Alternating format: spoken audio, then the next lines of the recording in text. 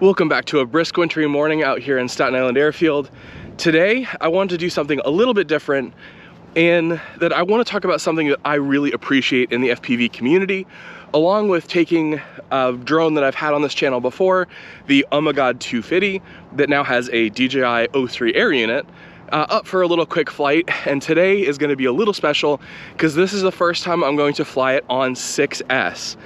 And also, there has been a repair made, which leads me to the actual point of this video. Is I wanted to talk about one of my favorite things about FPV and the hobby overall, and that is there is a very positive culture of learning from mistakes. Instead of the community focusing on these errors and either making fun of people who make errors or not helping other people out, the FPV community really embraces it. We're all learning in this hobby, trying new things, flying in new places, using new technology, developing new technology. There really is this culture of learning and learning from our mistakes, learning from our failures, whether that's misjudging a gap and clipping a corner and breaking your quad, or something as simple as putting your props on the wrong way around. And if you've ever been on Reddit, there are hundreds of people posting up videos with props on the wrong way, board orientation set wrong. I've been one of those people. Almost everybody in the hobby has done something similar at some point. I really like that this hobby embraces those people and really does help to engage with them, help them learn, and just grow inside the hobby. So that's something I really appreciate about FPV. And today I wanted to talk about this because I made a pretty substantial error that I could not diagnose, I could not figure out, and it turns out it was something really obnoxiously simple. And also really stupid. So it turns out when I was ordering the motors for my 250, I ordered some replacement motors because the current ones were not long enough. And if you can see right here by that little bit of electrical tape and solder, yeah. For about the last 3 months, I've been trying to troubleshoot an issue with the 250 where when I go off throttle, the front of the quad dips.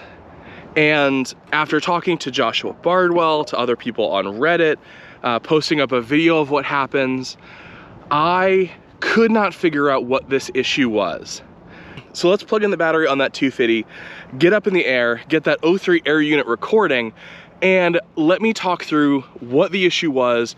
And I mean, the solution's pretty simple, but we'll get into that in a second. So let me get you up on the tripod and we'll talk about it.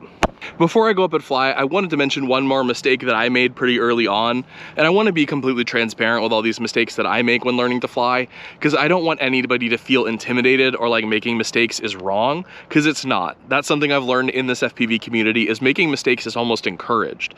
Trying new things, experimenting with different designs, everything like that, we all learn through failure, and the only way we fail is to try stuff, whether that's a new trick, whether that's building a new type of frame or new type of quad.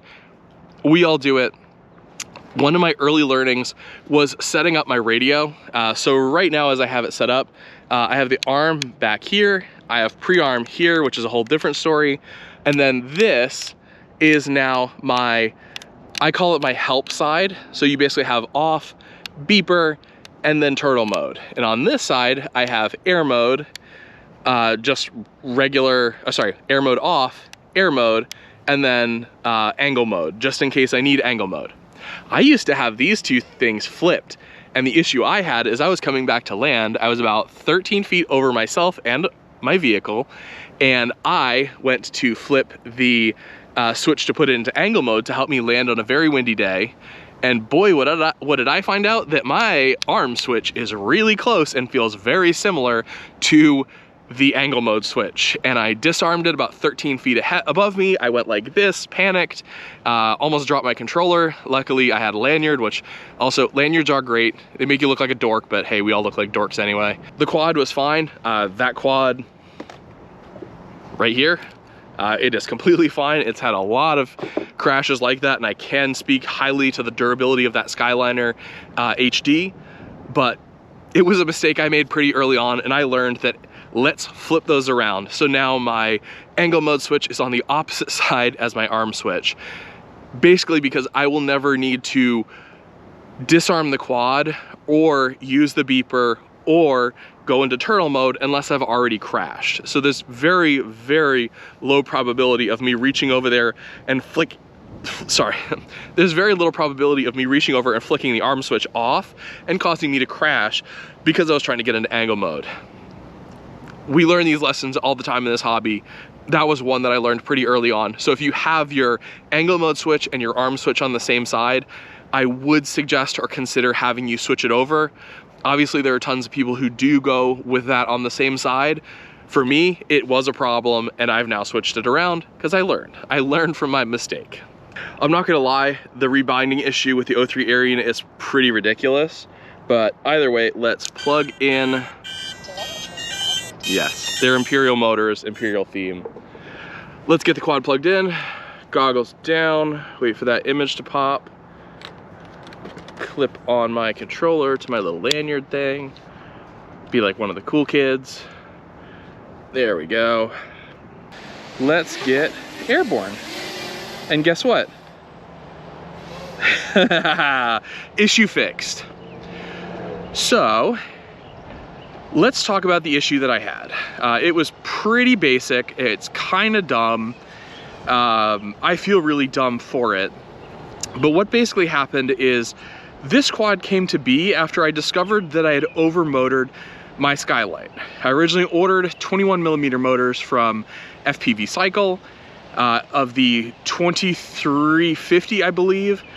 Text on the screen if I'm wrong on that number.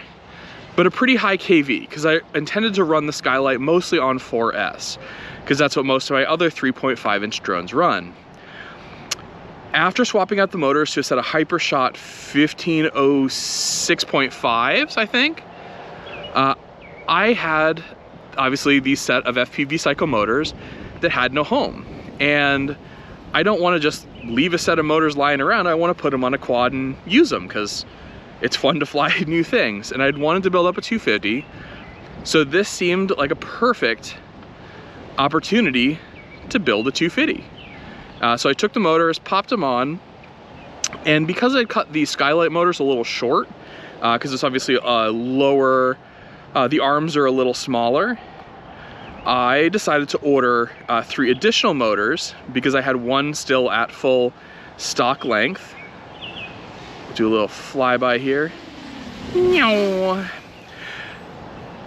So I ordered 3 more motors to even out the set, so that way I didn't have to have a little extra wire bodged in there or running race wires out of the gate. I wanted it to start as kind of a clean, beautiful looking build, because everything else looked really clean, fancy, and great about this frame. I just wanted it to be perfect, at least at the start.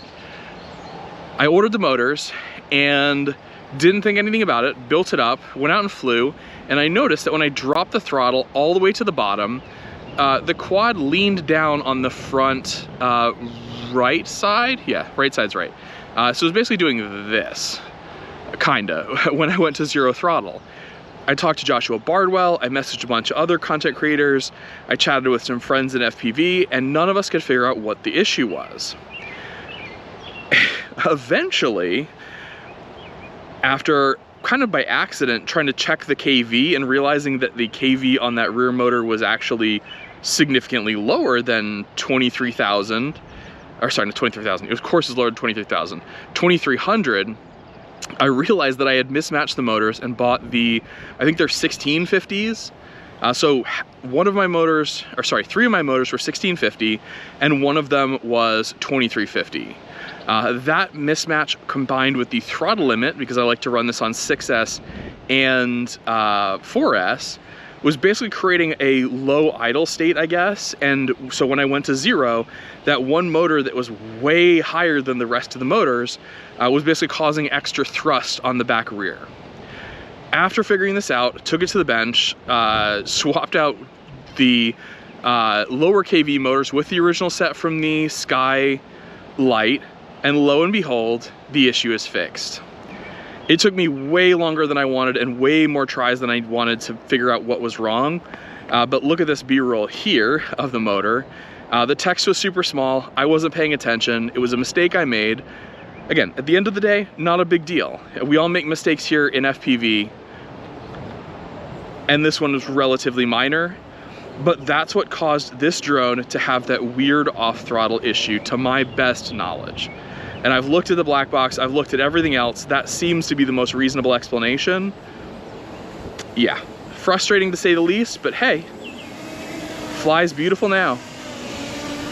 Whew. Yeah.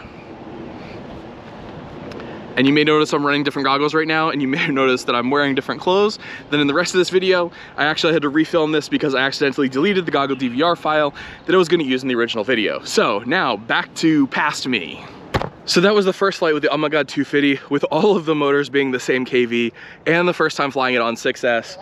I do love how that quad flies. I even liked flying it when it was slightly broken, even though I didn't know it was slightly broken. Anybody can make these types of mistakes. It's just human nature, we're not perfect. But whenever you're trying to solve a problem, whenever you're looking at engaging with something, learning with something, take the time, learn from your mistakes, and realize that it's not the end of the world. It's just a little mistake. All of this stuff is fixable, repairable. We're gonna move on. It's gonna be fine. Yeah. So as I said before, thank you so much for everybody in this FPV community for helping me out, helping me grow inside this FPV community, and hopefully I can give back a little bit.